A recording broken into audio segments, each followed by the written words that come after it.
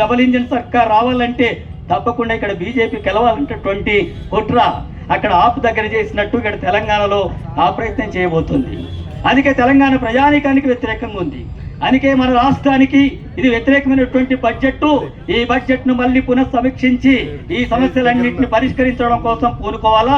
ఆ రకంగా పూనుకోకపోతే ఈ రాష్ట్రంలో బీజేపీ నాయకుల్ని ప్రజలను చైతన్యవంతం చేసి గ్రామాన అడుగు పెట్టనటువంటి పరిస్థితికి తీసుకురావాల్సినటువంటి అవసరం ఉంది.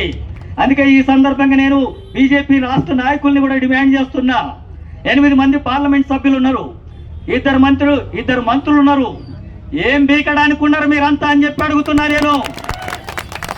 ఎవరికి ఊడిగం చేయడానికి ఉన్నారు మీరు? కిషన్ రెడ్డి, బండి సంజయ్, మీరే రాష్ట్ర ప్రజాలకానికి అంత అన్యాయం జరుగుతుంటే, శ్రామిక సామాజిక న్యాయానికి వ్యతిరేకంగా అన్యాయం జరుగుతుంటే నోరెత్తి మాట్లాడకుండా ఉండినటువంటి వాళ్ళంతా కూడా అంత చోట దద్దమలైతే రాజీనామా చేసి బయటికి వెళ్ళండి.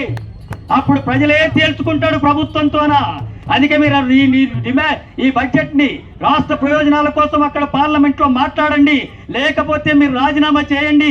ఒకవేళ రాజీనామా చేయకపోతే గ్రామాన ప్రజలు తిరగబడి మిమ్మల్ని నిలదీసేటటువంటి కార్యక్రమానికి పూనుకుంటారని హెచ్చరిస్తా ఉన్నాను.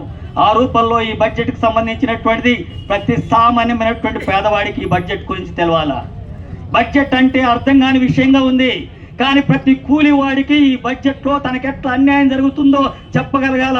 కార్మికుడికి ఎట్లా అన్యాయమో, రైతుకి ఎట్లా అన్యాయమో, దళిత గిరిజన బలైన వర్గాలకు ఎట్లా అన్యాయమో చెప్పగలిగితేనే, చైతన్యవంతం చేయగలిగితేనే ఈ సమస్యకు పరిష్కారం దొరుకుతుంది. అంతకంటే వేరే మార్గం లేదు. ఆ రకమైనటువంటి పోరాటాలకు అది ఆస్కారం అవుతుంది. ఆ కార్యక్రమాన్ని ఈ సందర్భంగా నిర్వహించాలని చెప్పి కోరుతున్నాను. అట్లాగే రాష్ట్ర ముఖ్యమంత్రి రేవంత్ రెడ్డి అనేక వాగ్దానాలు చేశాడు. గతంలో దాదాపు 3